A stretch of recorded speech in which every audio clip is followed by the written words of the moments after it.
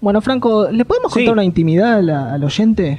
Sí, no somos los especialistas, pero sí. Bueno, esta nota ya la hicimos la semana pasada, pero tuvimos inconvenientes con la grabación. Y entonces ahora la vamos a hacer en vivo, pero con el desafío de, por un lado, que la gente no se pierda nada, y por otro lado, que no sea tan repetitiva para nosotros. Sobre todo por el entrevistado. Estamos al aire con Raúl Cubas, ex militante montonero detenido en la ESMA durante la última dictadura militar. ¿Cómo estás, Raúl? ¿Qué tal? ¿Cómo le va? Primeramente, a ver, le comentamos a la gente cómo había sido la situación, justamente que comentábamos la semana pasada. Mientras vos estuviste detenido en la ESMA, te tocó hacer trabajos que tenían que ver con el periodismo como respuesta a la campaña anti-argentina, que es la campaña mediática que se hacía de denuncias desde el exterior hacia la violación de derechos humanos por parte del Estado genocida argentino de aquella época, de la dictadura militar. ¿Cómo se te da a vos esa situación? Bueno, eso después, a mí me secuestraron el 20 de octubre del año 76, y después de eso, de todo ese tiempo, bueno, pasé por todas las situaciones que te puedas imaginar y que no son muy chéveres recordarlas, pero el cuento es que yo para esa época me tenían realizando lo que llamábamos nosotros trabajo esclavo en el altillo de la ESMA, en el sector llamado Pecera. Ahí había lo que ellos llamaban una oficina de prensa, que tenía 2 máquinas teletipo de 2 agencias internacionales extranjeras que se habían traído del propio edificio del Ministerio de Relaciones Exteriores. Recuerden los oyentes que en esa época la Marina tenía a su cargo el Ministerio de Relaciones Exteriores de Argentina. Y ahí me pusieron a trabajar recopilando y archivando todos los telex que salieran en el exterior, tanto en Estados Unidos como en Europa, sobre las denuncias a violaciones a derechos humanos en la Argentina. En ese contexto, ellos tenían una campaña motorizada del Centro Piloto París, que era un organismo o una oficina de gente de la ESMA en la Embajada de Francia, que era donde, junto con Holanda, donde estaban las campañas más fuertes. Y hacían todo tipo de acciones allá. Tiraban notas, hacían entrevistas falsas, se infiltraban en las actividades de los exilados. En ese marco se les ocurrió ya en el mes de marzo, cuando estábamos en los prolegómenos del Mundial, hacerle una entrevista a Menotti. Ellos pensaban que como Menotti era una persona muy conocida en el exterior, le podían sacar declaraciones favorables al proceso, ¿cómo se llama?, militar. Claro. Esa es una idea que tiraron desde el propio Ministerio de Relaciones Interiores, y allí quien la motorizó fue el teniente de navío Juan Carlos Rodón, que era el que estaba encargado de los prisioneros que estábamos en la Pecera. Y bueno, yo como era el que estaba hace más tiempo trabajando en eso de los TEDx, y por el hecho de ellos saber que había trabajado en Editorial Abril en alguna época, lo que no sabían es que yo nunca trabajé de periodista, sino que era un empleado administrativo. Pero bueno, yo le seguí el cuento, bueno, porque eran parte de las estrategias de sobrevivencia. Claro.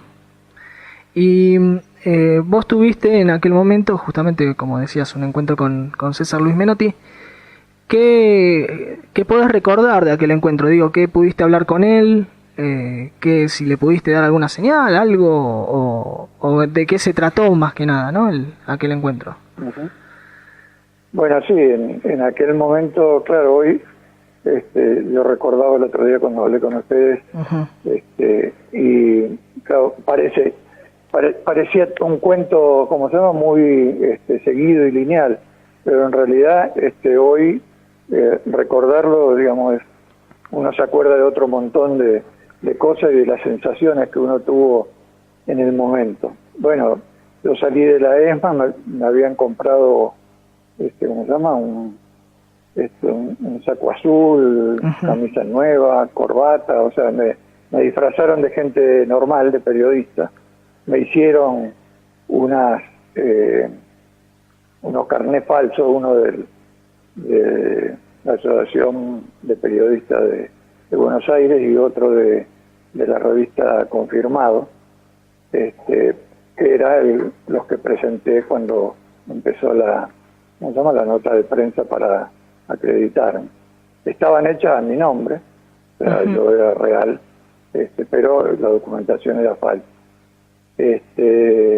Bueno, salimos de la ESMA, creo que fueron 2 coches,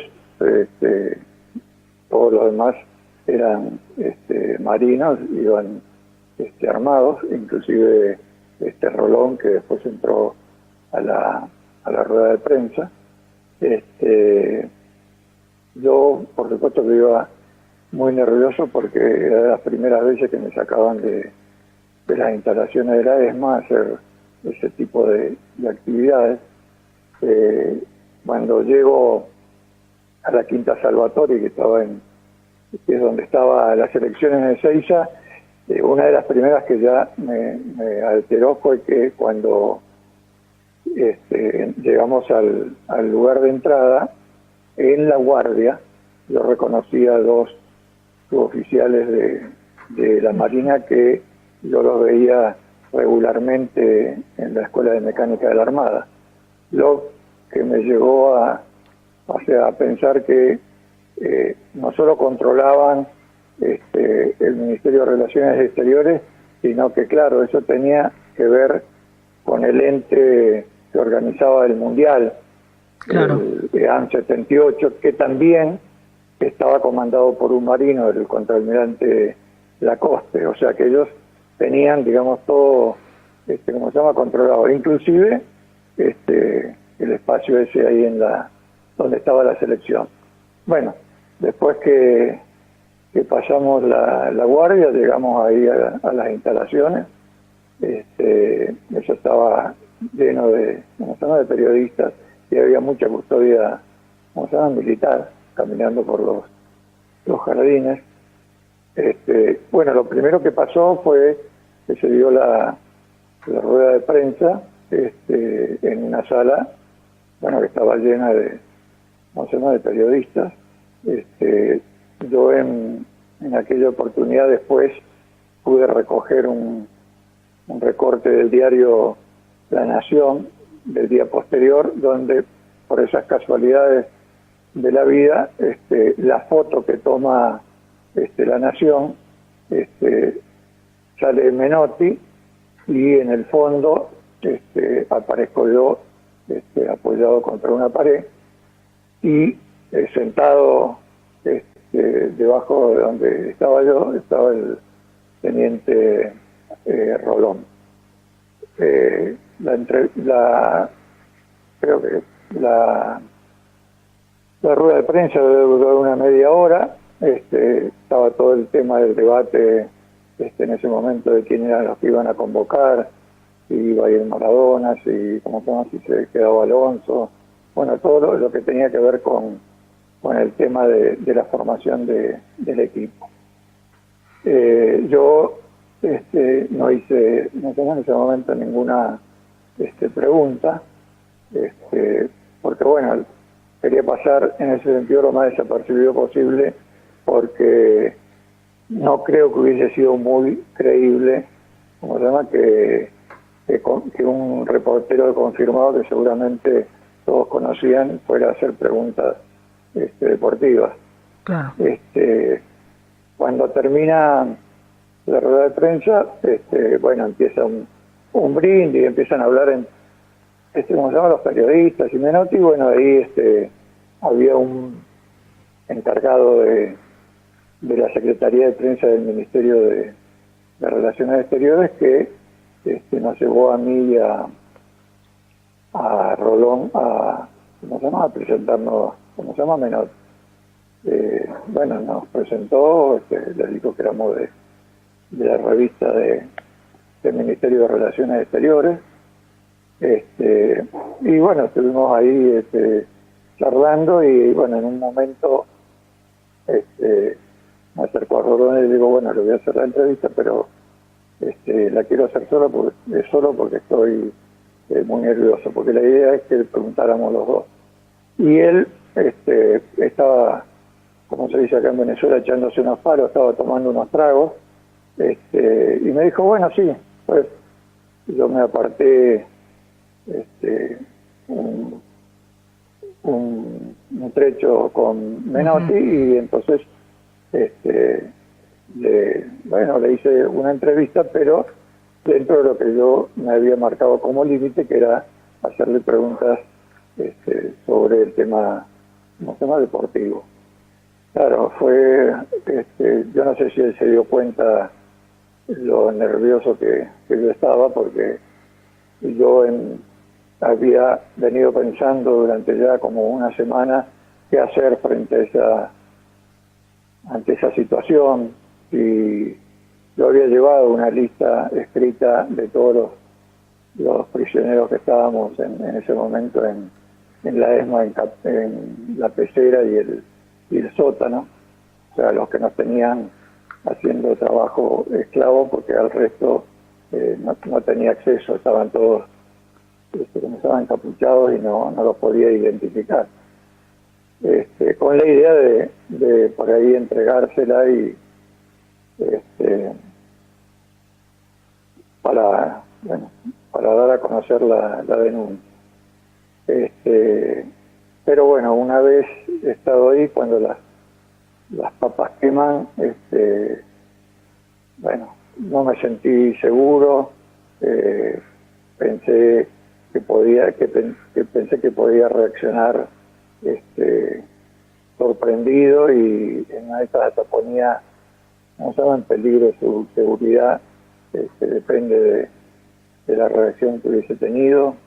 También pensé en mi familia, que los militares la tenían totalmente, no chequeada, conocían mi casa, yo tenía ya, para esa altura del año, tenía 2 hermanos desaparecidos. Bueno, y al final yo no tuve la determinación y la valentía de hacer la denuncia.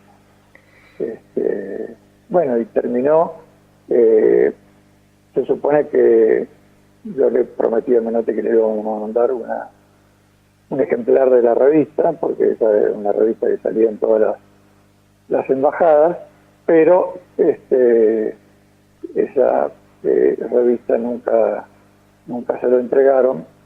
Inclusive ya muchos años después, hace como 15 años, una vez que volví a Argentina, fui al Ministerio de Relaciones Exteriores a ver si conseguía un ejemplar de esa revista, y casualmente ese número es el único de la colección de esa serie que no estaba.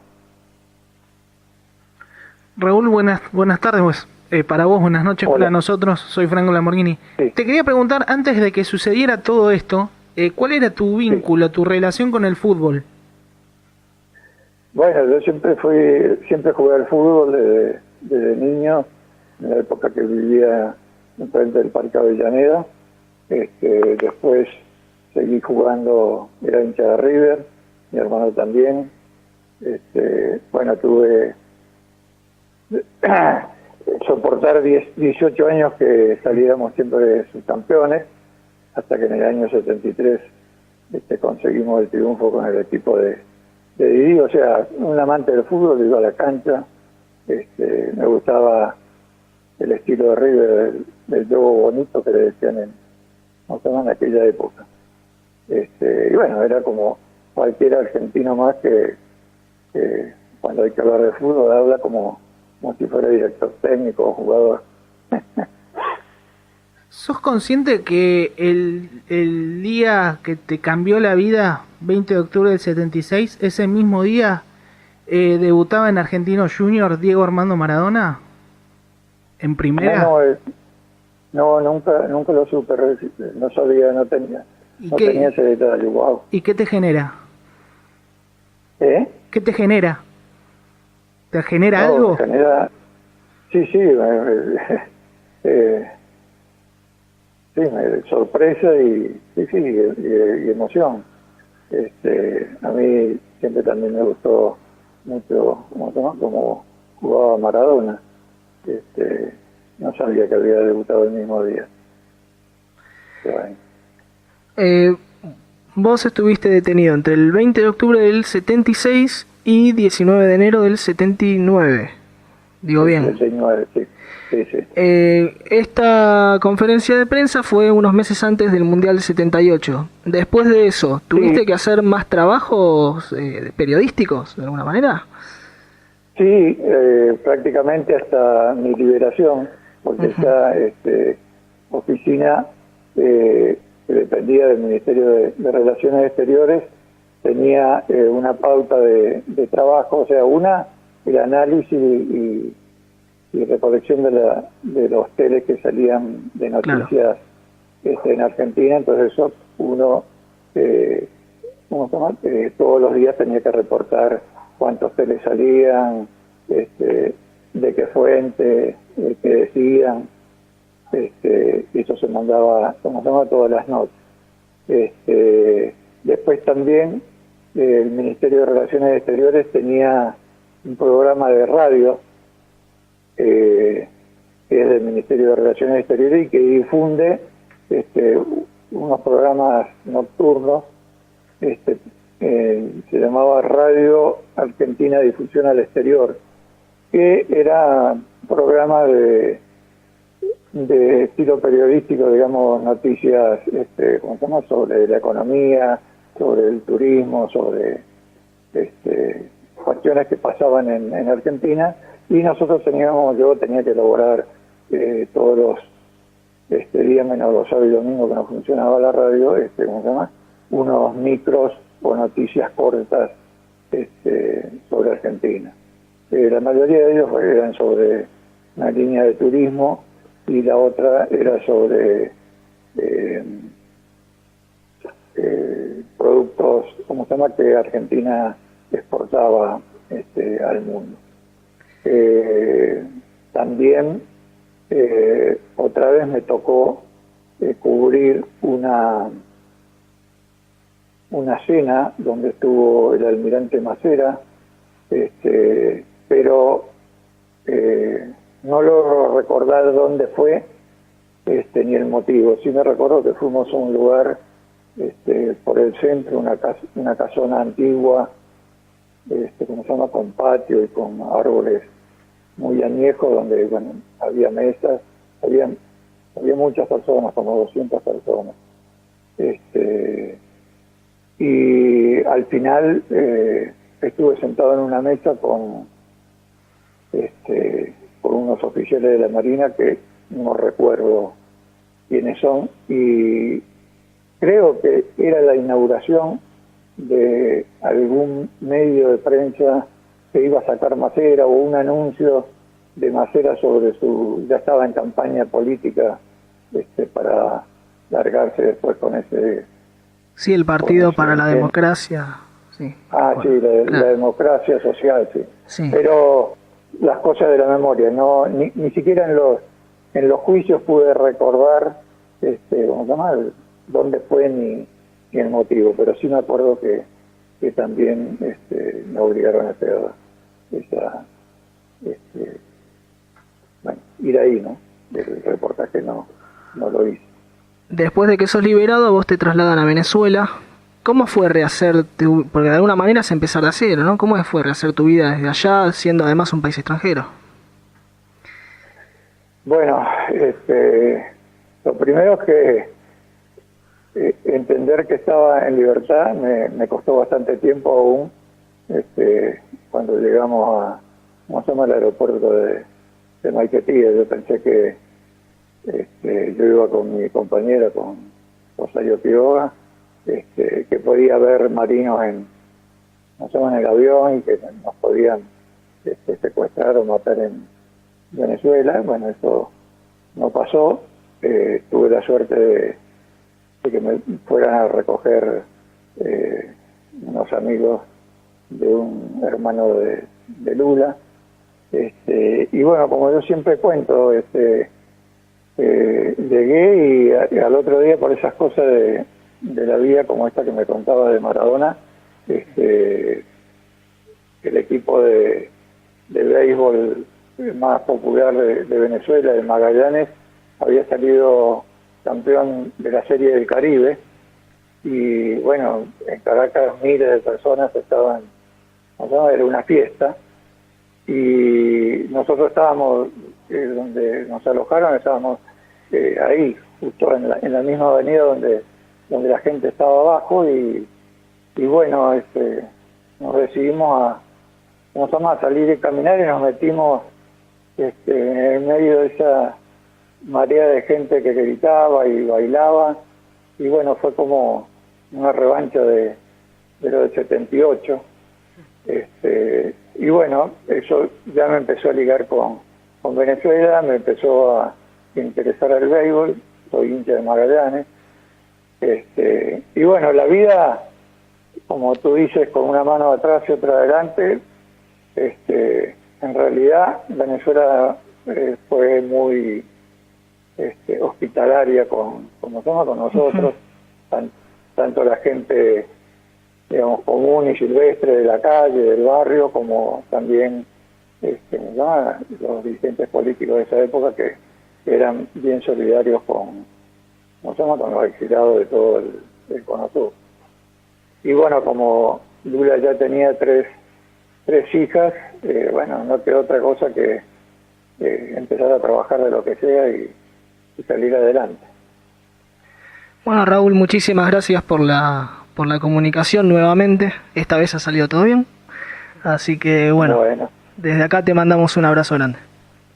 Bueno, un abrazo a ustedes y ojalá les sirva para que los lectores estén pendientes de que no los manipulen en los mundiales.